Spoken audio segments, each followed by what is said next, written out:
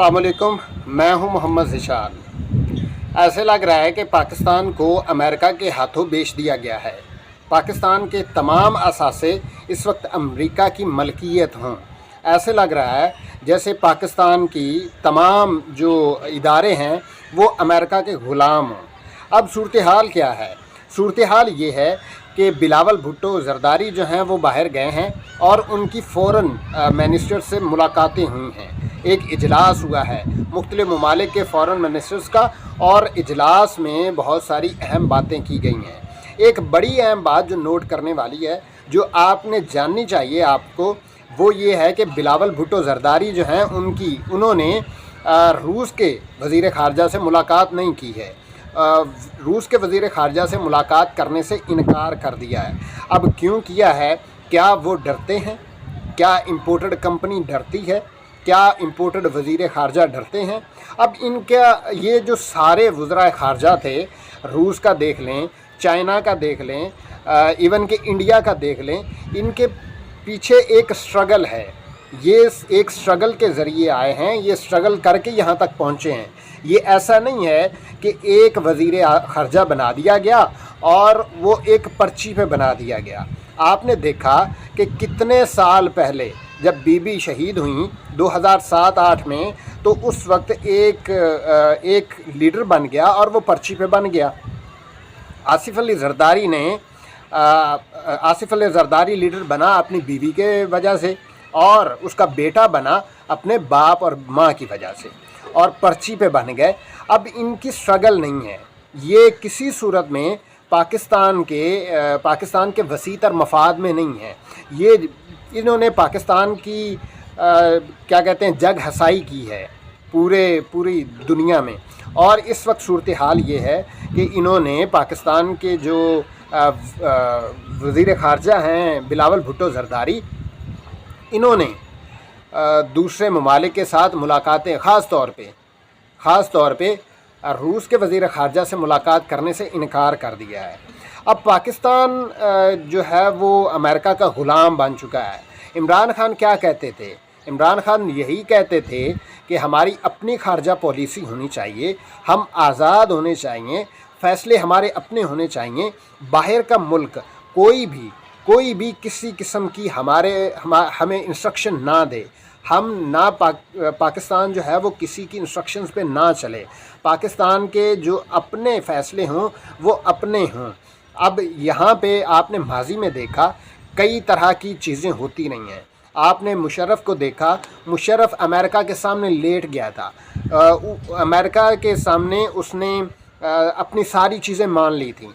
America ने एक phone call किया और इसने सारे मुतालबात मान लिए। हालांकि वो एक मैगज़ीन है, मैगज़ीन में वो अमेरिकन्स कहते हैं कि हमने तो सिर्फ़ एक बात के लिए कॉल की थी, लेकिन ऐसे लग रहा था कि जैसे मुशर्रफ जो हैं वो सारी चीज़ें मान के बैठे थे।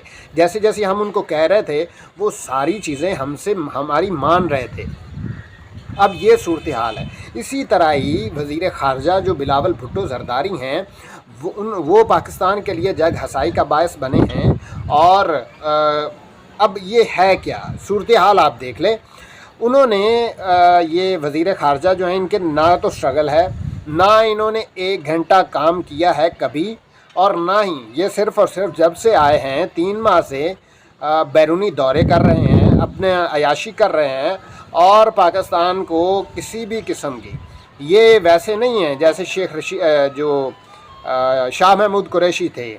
वो मुख्तलिफ़ ममालिक में पाकिस्तान के वसीतर मवाद में काम करने जाते थे, लेकिन यहाँ ऐसे लग रहा है जैसे पाकिस्तान को पीछे धकेला जा रहा है, अमेरिका के हाथों बेचा जा रहा है। अमेरिका को पाकिस्तान जो है वो अमेरिका की ग़ुलामी में चला गया है।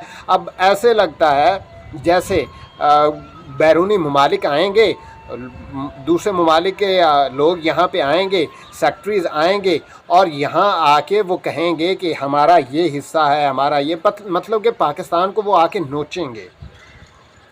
तो इस वक्त ये सूरत हाल है।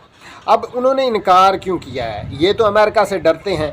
इमरान खान को क्यों निकाला गया था? इसी वजह से निकाला गया था कि इमरान खान जो है वो ख़ारजा पॉलिसी की बात करता था। इमरान खान ने دوسرے ممالک سے، خاص طور پہ چائنا اور رشیا اور سعودی عرب اور مڈل ایسٹ، ان کے ساتھ تعلقات بنائے تھے، ایک نیا بلاک بننے جا رہا تھا، لیکن انہوں نے ایک آپریشن کیا، آپریشن رجیم چینج کیا، اور آپریشن رجیم چینج کے نتیجے میں انہوں نے پاکستان کا وہ برا حال کر دیا جس کی مثال پوری دنیا میں نہیں ملتی۔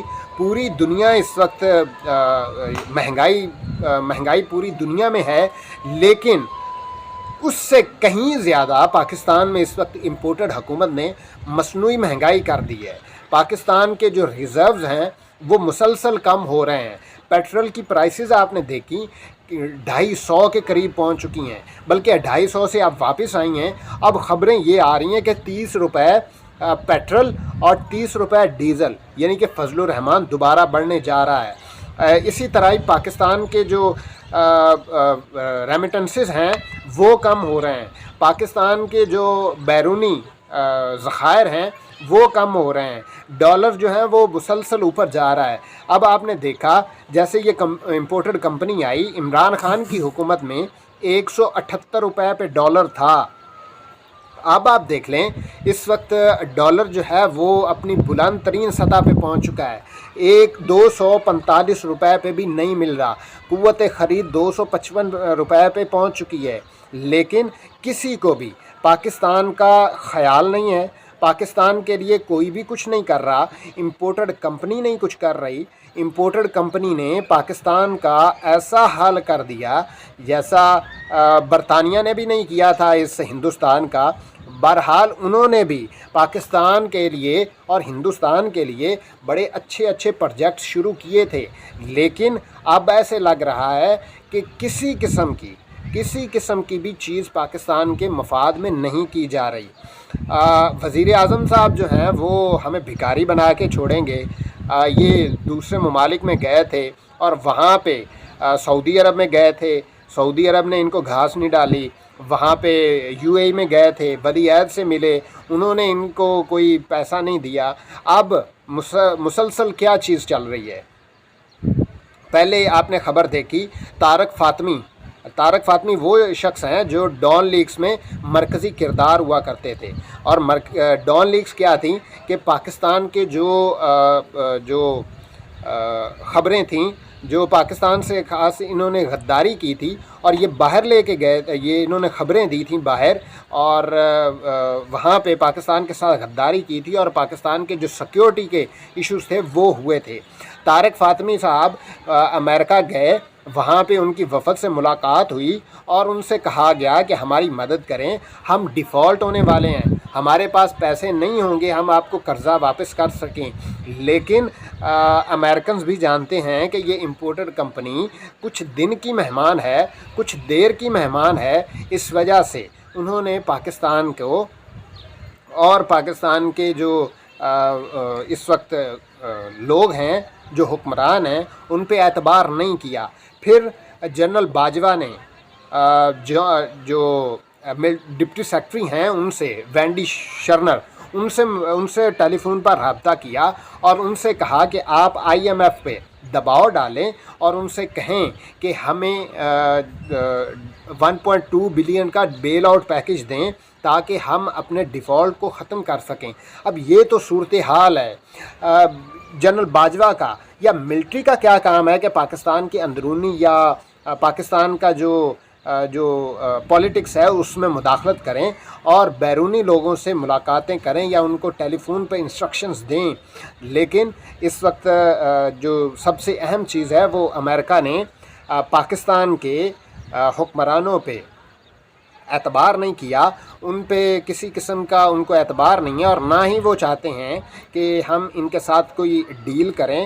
اب صورتحال یہ ہو گئی ہے کہ بیل آؤٹ، صرف 1.2 بلین ڈالرز کا بیل آؤٹ پیکج لینے کے لیے جنرل باجوہ کال کر رہے ہیں۔ یہ ان کی یہ اوقات ہے، ان پہ کوئی اعتبار نہیں کر رہا۔ اب دیکھنا یہ ہے کہ آئندہ صورتحال کیا بنتی ہے۔ بہتر یہ ہوگا کہ اس سارے سینیریو سے باہر نکلنے کے لیے آپ پاکستان کو الیکشنز کی طرف لے کے جائیں۔ عمران خان الیکشنز چاہتے ہیں اور الیکشن آپ کروا دیں۔ مسئلہ کیا ہے؟ صرف یہی نہ کہ عمران خان 2/3 اکثریت لے کے آ جائے گا، اور ان کو کیا، ان کے دوسرے جو کچھ ہینڈلرز ہیں ان کو بھی یہی مسئلہ ہے۔